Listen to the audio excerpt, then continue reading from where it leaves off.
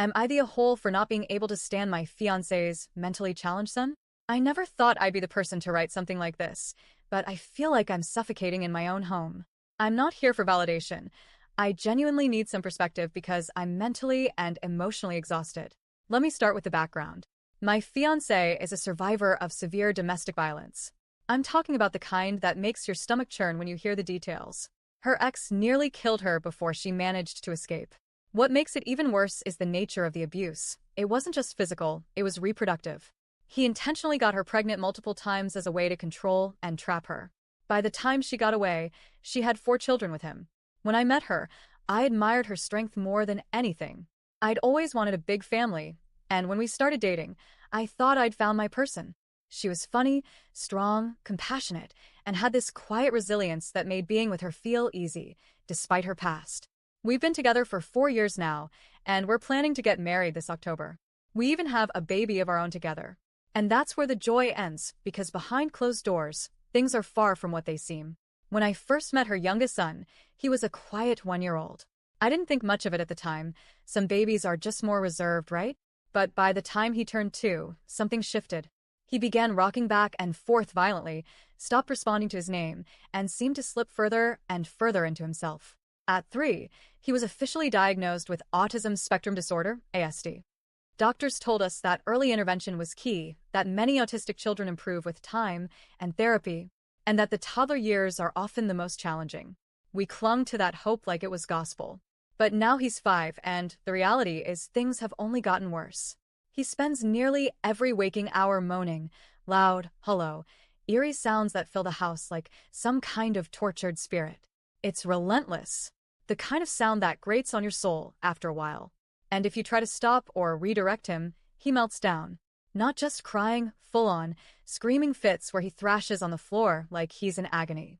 He screams so violently that I've developed hyperacusis, a condition that makes normal sounds painfully loud for me. I now wear earplugs most of the day, just to get through it. The house is in a constant state of destruction.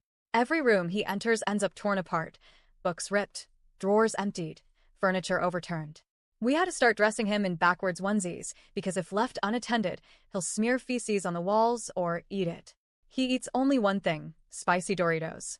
Which means we're changing vile, watery diapers about 5 times a day. When he's really upset, he strips naked and hits himself in the crotch until he bruises. We've had to physically restrain him more than once to stop him from hurting himself. We can't go anywhere as a family. Not the park. Not a grocery store. Not even for a walk in the neighborhood. The other kids, her older 3, just stay in their rooms most of the time to avoid the chaos. And my daughter, our 2-year-old, I barely see her. My moments with her are fleeting because all our energy goes into managing the never-ending storm that is this child. And here's the most complicated part. His mother, my fiancé, is still in denial. She loves him, and I don't fault her for that. But anytime I show even the smallest sign of frustration, she lashes out at me. Tells me that if I'm so miserable, I should just leave. The thing is, we're all miserable. She's had 2 breakdowns herself and even admitted, on her worst days, that she thinks he might need to be placed in a care home.